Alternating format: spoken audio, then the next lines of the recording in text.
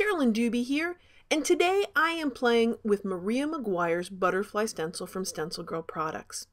This makes a great big image to put on an art journal page, on a canvas, really on anything. It's a wonderful butterfly to stencil the entire butterfly.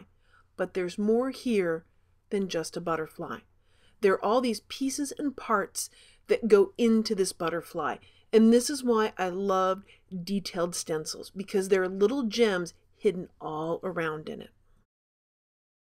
So for today's fundamental stenciling video, I'm going to use this big stencil on some tags, and I'm going to show you how I take a piece of it and can make a repeating pattern that frankly nobody would really know came from this butterfly unless you really knew the stencil.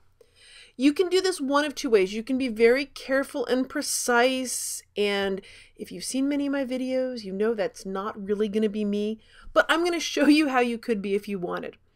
So with this, I am putting some repositionable artist tape. You could use any kind of repositionable tape, post-it notes, piece of paper, whatever you want. Just make sure it's something that you can pull back up off the stencil. I am masking around this so that basically my brush can easily stay on just the area that I want it to. Now what I'm going to do is just put some acrylic paint on that brush, and by pouncing up and down, stencil that part of it. If I wait for it to dry, I won't have to worry about little bits of paint smearing, but I just can't wait for things to dry. And a little bit of smearing, I think, kind of makes it cool, so I'm not going to worry about that.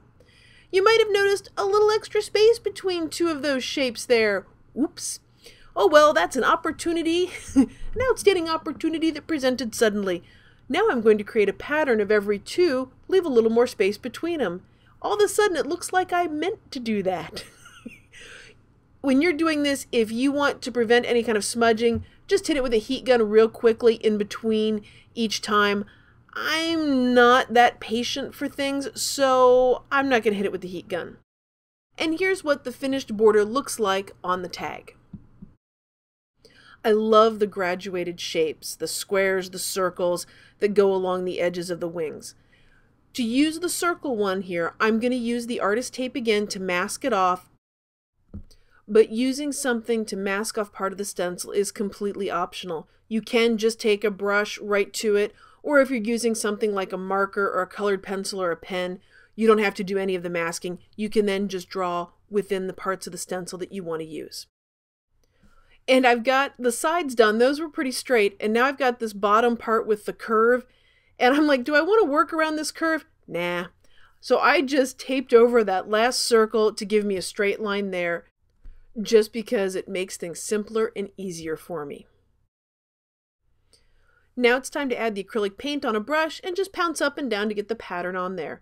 And I had a little surprise of a little bit of a leaking line there. And I thought, well, maybe I'll cover that up with some tape. So I'm putting some tape on there, wet paint, putting tape on it. Yeah, not really going to work, but you all probably figured that out before I did. Anyway, so I'm still going to get a little bit of leakage there, but you know what? I kind of like that it gives it an extra little touch that I hadn't planned for. Yep, another oops. Here are both tags, and you can see how different they look from the original butterfly stencil.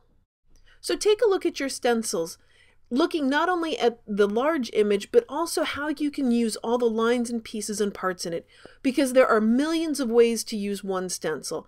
Okay, maybe not millions mathematically, but you know what I mean. There are a lot of ways to use this one stencil.